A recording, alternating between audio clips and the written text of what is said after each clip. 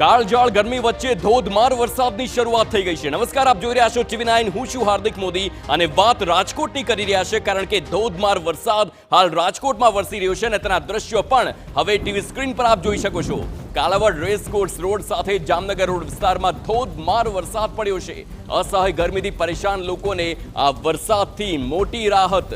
વરસાદ થતા વાતાવરણમાં ઠંડક પણ પ્રસરી છે અને ધોધમાર વરસાદ રાજકોટમાં જોવા મળી રહ્યો છે।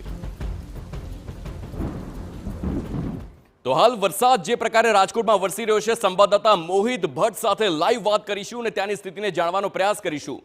મોહિત, દ્રશ્યો જોવા મળી રહ્યા છે, આપ ખુદ પણ પલળી રહ્યા છો, કયા કયા વિસ્તારમાં કેટલો વરસાદ છે, શું છે સ્થિતિ રાજકોટની?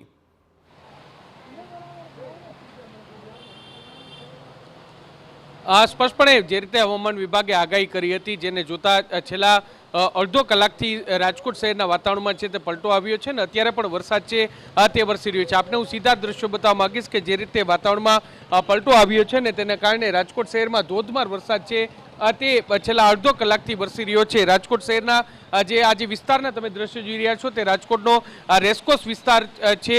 આ ઉપરાંત રાજકોટનો 150 feet ring road, Kalavad road, Yagnik road, Jamnagar road સહિત મોટાભાગના વિસ્તારોમાં અત્યારે વરસાદ છે તે વરસી રહ્યો છે। ધોધમાર વરસાદ વરસવાને કારણે લોકોએ જરૂરથી ગરમીથી રાહત છે તે મેળવી છે, કારણ કે છેલ્લા જે એક સપ્તાહથી અસહ્ય ગરમી અને બફારાનો સામનો છે તે રાજકોટવાસીઓ કરી રહ્યા હતા, પરંતુ જે રીતે હવામાન વિભાગે આગામી 4 દિવસ સુધી જે સૌરાષ્ટ્રના વાતાવરણમાં ફેરફાર થવાની જે આગાહી કરી હતી અને તેની સીધી જ અસર છે તે અત્યારે જોવા મળી રહી છે।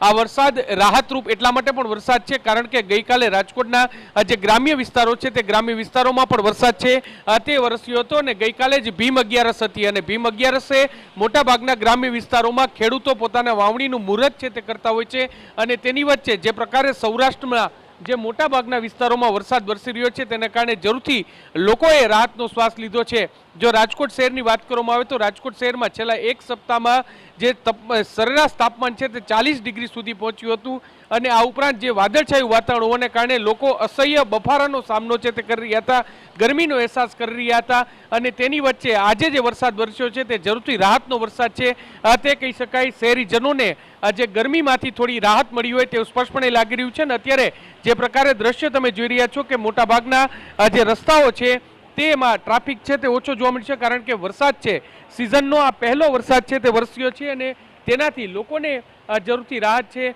તે મળી હોય। કેટલાક લોકો છે તે આ વરસાદની મજા લેવા માટે પણ નીકળી રહ્યા છે અને જરૂરથી આ જે વરસાદ છે તે વરસી રહ્યો છે અને હવામાન વિભાગે આગાહી કરી છે કે હજુ પણ જે 3 થી 4 દિવસ સુધી સૌરાષ્ટ્રનું વાતાવરણ છે તેમાં આ પ્રકારનો ફેરફાર છે તે જોવા મળશે અને જે ભારેથી અતિભારે વરસાદ છે તે કેટલાક વિસ્તારોમાં વરસી શકે છે।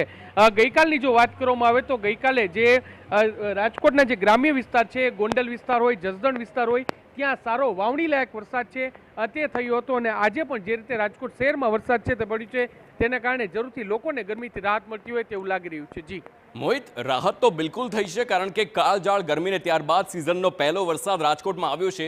હવે રાજકોટ શહેરની સ્થિતિની વાત કરી લઈએ। આ પ્રકારનો વરસાદ જો ધોધમાર, તમે જે પ્રમાણે આપે કહ્યું કે અડધો કલાકથી વરસાદ ચાલુ છે, જો આજ આવી તીવ્રતા સાથે જો વરસાદ આગળ વધે છે તો રાજકોટનું તંત્ર કેટલું તૈયાર છે? પાણી ભરાવાની સમસ્યા દર વર્ષે સર્જાતી હોય છે।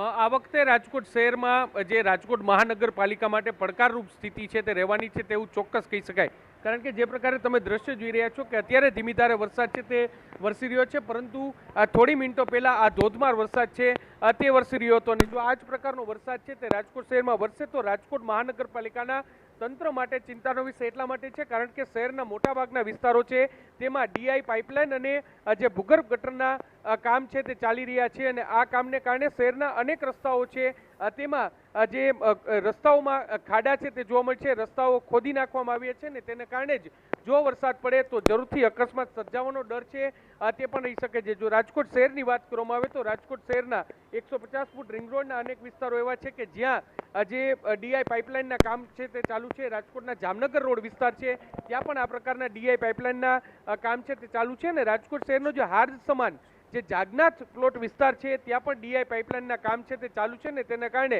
મોટાભાગના રસ્તાઓ પર ખોદકામ છે તે કરવામાં આવ્યું છે ને જો હવે આજનો વરસાદ છે તે જરૂરથી લાલબત્તી સમાન વરસાદ છે અને હવે જો આમાંથી ધડો લઈ અને રાજકોટ મહાનગરપાલિકા દ્વારા તાત્કાલિક આ ખાડાઓ પૂરવામાં ન આવ્યા તો આગામી દિવસોમાં મુશ્કેલી સર્જાય તેવી પૂરી શક્યતા છે. હજુ પણ જે પ્રી મોન્સૂન કામગીરી કહી શકાય તે પ્રી મોન્સૂન કામગીરી સ્પષ્ટ રીતે શરૂ પણ કરવામાં આવી નથી, એટલે પૂરું કરવાની તો કોઈ વાત જ નથી. અને જો આ પ્રી મોન્સૂન કામગીરી છે તે સમયસર પૂરી કરવામાં ન આવી તો મુશ્કેલી છે તે સર્જાઈ શકે છે.